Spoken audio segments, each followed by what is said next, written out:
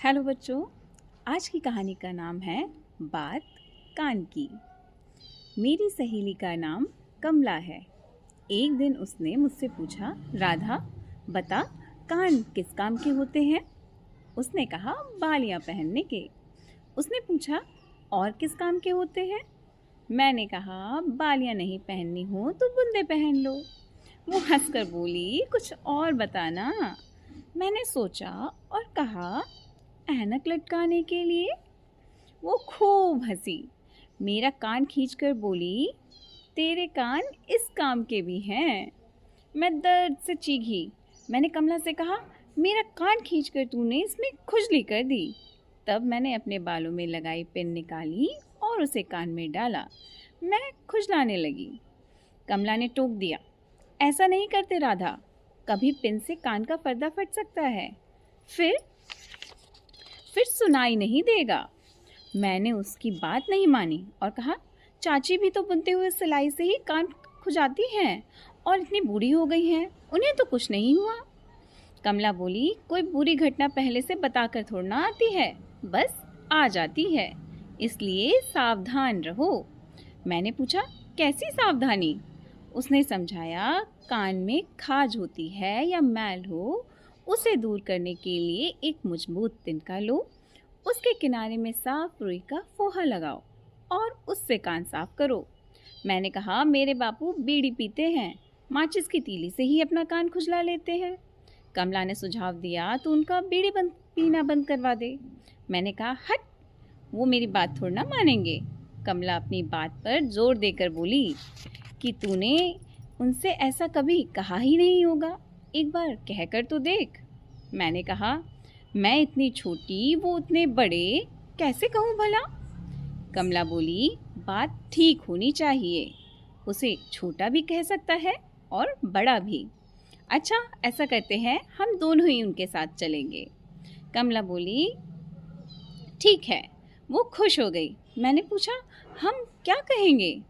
कमला ने कहा, हम बीड़ी पीने से होने वाले नुकसान को उन्हें बताएंगे और ये भी बताएंगे कि कान में तीली नहीं डालनी चाहिए।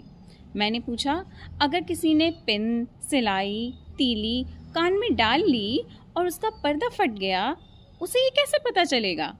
तो कमला ने बताया, उसके कान में पीड़ा होगी, यानी दर्द होगा, कभी कभी खून भी आएगा और कभी कभी पानी भी निकलेगा, कभी भी कुछ भी सुनाई भी नहीं देगा। मैंने पूछा, भगवान न करे ऐसा हो जाए, अगर हो जाए तो क्या करना चाहिए? तो उन्होंने कहा कि हमें तुरंत से डॉक्टर के पास जाना चाहिए। मैं चुप हो गई, कुछ सोचने लगी। कमला ने कहा, अब क्या सोच रही हो? मैंने कहा, सोच रही हूँ कि कान इतना छोटा सा छेद होता है, नरम नरम मैल उसमें कैसे घुस जाता है? कमला ने कहा कि उसने ये बात डॉक्टर से पूछी थी और डॉक्टर ने बताया कि ये मैल कान के अंदर ही बनता है, कान के कोमल पर्दे को छूत से बचाने के लिए। कान में उगे छोटे छोटे से बाल मैल को बाहर निकाल देते हैं और जो अंदर नया मैल बन जाता है। फिर क्या होता है कि जो बड़े बूढ़े लोग होते हैं, कानों में यही मैल उनके ठोस हो जाता है और उनको बाद में कम सुनाई देने लग जाता है। मैंने हैरानी से कहा, कमला, हमारे कान तो छोटी सी मशीन से कम नहीं हैं। कमला ने बात जोड़ी, यही मशीन है जिससे तू मेरी बातें सुन रही है। एक बात बता राधा, जब तेरी सिलाई मशीन ठीक नहीं चलती तब तू क्या करती है? मैंने कहा, उसे साफ करती हूँ, उसमें तेल डालती हूँ। उसने झट से पूछा, कौन सा तेल? मैंने उत्तर दिया, मशीन के लिए बना हुआ तेल। कमला ने बताया, कान की मशीन के लिए जैतून का तेल होता है। जब मैल ठोस हो जाए या उसमें कान में खटमल घुस जाए, तब कान में जैतून के तेल की 1-2 बूंदें डाल लो, तब ये मशीन ठीक हो जाएगी। मैंने पूछा, जैतून का तेल कहाँ मिलता है?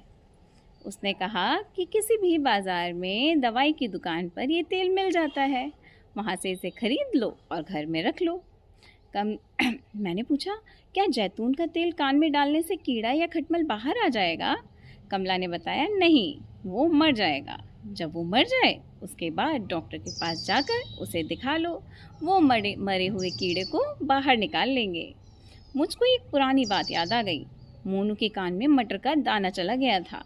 चाची ने उसे कभी पिन से तो कभी सिलाई से बाहर निकालने की कोशिश की। मोनू बहुत रो रहा था, कभी चीख भी रहा था। तभी मास्टर जी आए और उन्होंने कहा, ऐसा मत करो, जाओ इसे डॉक्टर के पास लेकर जाओ, वरना इसका कान का पर्दा फट जाएगा। चाची ने उनकी बात मानी, उसे डॉक्टर के पास लेकर गई और डॉक्टर ने उसका मटर का दाना निकाल लिया। तब मोनू को चैन आया था। कमला कहने लगी, क्या इस घटना से तुमने भी कुछ सीखा या नहीं? या फिर मास्टर जी की बात एक कान से सुनी और दूसरे कान से निकाल दी? मैंने कहा, मैं इतनी मूर्ख भी नहीं हूँ, समझ गई कि कान में कुछ चला जाए तो खुद से छेड़खानी नहीं करनी चाहिए, उसे जाकर डॉक्टर से दिखाना चाहिए।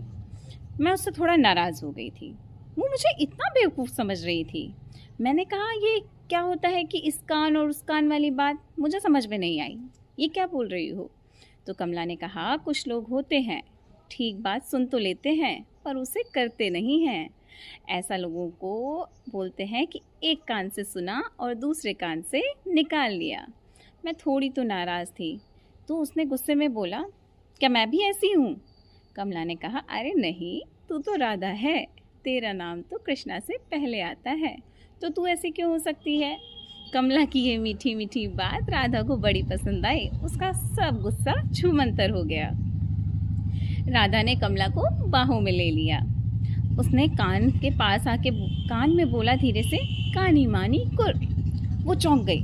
मैं ताली बजाकर हंसती हुई कूदकर बाहर जाने लगी। उसने मुझे डांटा, राधा ऐसा नहीं करते हैं, हमारी एक खराब आदत है।